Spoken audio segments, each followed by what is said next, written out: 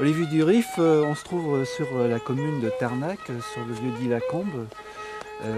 D'abord, il faut dire aux gens qui ne vous connaissent pas que vous êtes directeur du Centre régional des musiques traditionnelles en Limousin. Qu'est-ce qui vous a valu l'honneur de venir ici à un moment donné? C'est la présence bien sûr d'un musicien qui est devenu célèbre d'une certaine manière, qu'il était déjà un petit peu, mais qu'on a rencontré là, précisément là, il y a une petite trentaine d'années, pas tout à fait 30 ans, non, 25, et qui nous a accueillis. Et la première personne quand on est arrivé dans ce village, un beau jour de l'été 75, la première personne qu'on a rencontrée, on a dit on cherche Monsieur Maltieu. Il dit c'est moi, les citoyens. Il appelait tous les jours les gens citoyens. Comment tu vas, citoyen? Et le tutoiement tout de suite. On voudrait le rencontrer parce qu'on nous a dit qu'il jouait du violon.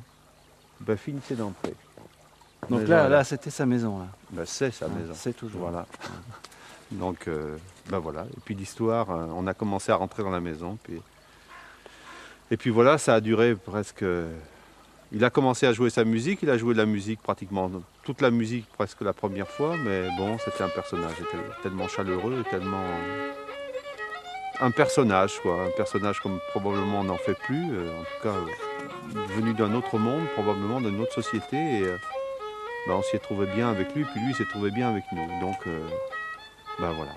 On est venu, revenu, passé, repassé, repassé, et quand on venait pas assez souvent, il appelait pour dire mais alors, citoyen, tu viens pas me voir?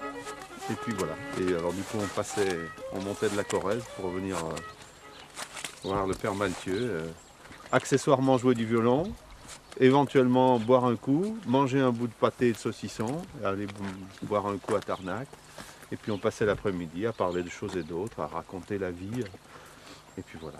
Et puis c'est comme ça qu'on a rencontré le père Maltieu.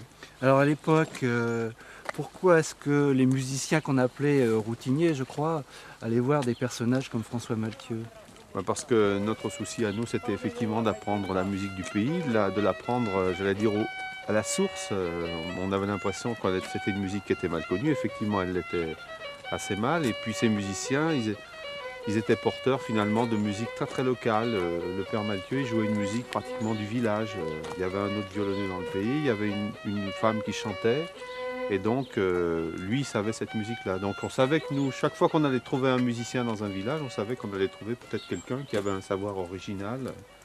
Alors, dans un premier temps, c'était finalement assez intéressé. On cherchait des choses toutes petites, de la musique, j'allais dire de la musique pour se mettre la musique sous la dent.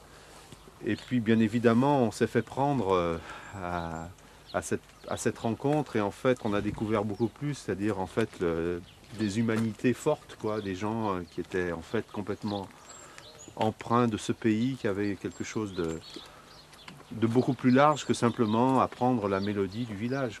C'était vraiment ça notre intérêt. Et dans le genre, Lilou Maltieu, c'était quand même un sacré gaillard. Donc lui, c'était plutôt particulièrement une manière de vivre la musique, c'était sa vie à lui, c'était pas forcément au départ un musicien, uniquement un musicien. Mais je crois que ça n'a jamais été formellement. La musique, c'était une façon pour lui de vivre la vie, d'accompagner les autres, de vivre avec. Et je crois que c'est ça un peu c'est ça qui l'a fait vivre, C'est ça qui l'a intéressé dans la musique, parce que il avait appris tout petit la musique avec un professeur de violon à Ussel, et puis après, je veux dire, ce qui l'intéressait, c'était de pouvoir rencontrer, de faire des noces, de faire des balles. Je crois que c'est ça qui l'a vraiment intéressé. Ah oui, donc il connaissait quand même, il savait lire la musique. Oui, mais je veux dire, il savait lire la musique comme on sait lire le journal, on ne devient pas pourtant écrivain. Lui, la musique, c'était ailleurs, ça se passait ailleurs. C'était un savoir-faire qu'il mettait à la disposition des autres et de la société en général.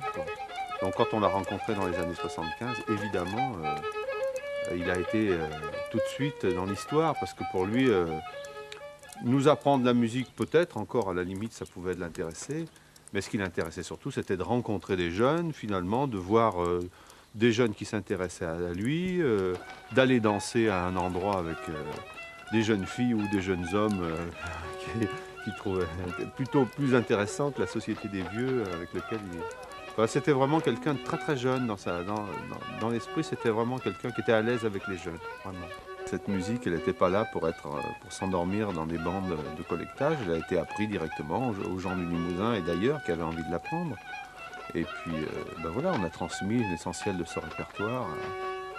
Mais à votre qui nous a manière, raconté quoi, à ce la qu'il manière nous a des joué. musiciens Ben, je crois que ça vit quelque part à travers les musiciens qui continuent à jouer cette musique. Moi, je veux dire, la Jassoune ou la bourrée de Magadou, c'est éternel pour moi, ça reste vivant. Et quand j'en parle aux autres, je fais en sorte que précisément cette musique soit elle-même dans un cadre où les gens pourront se la réapproprier. On n'est pas encore mort. Ah oui.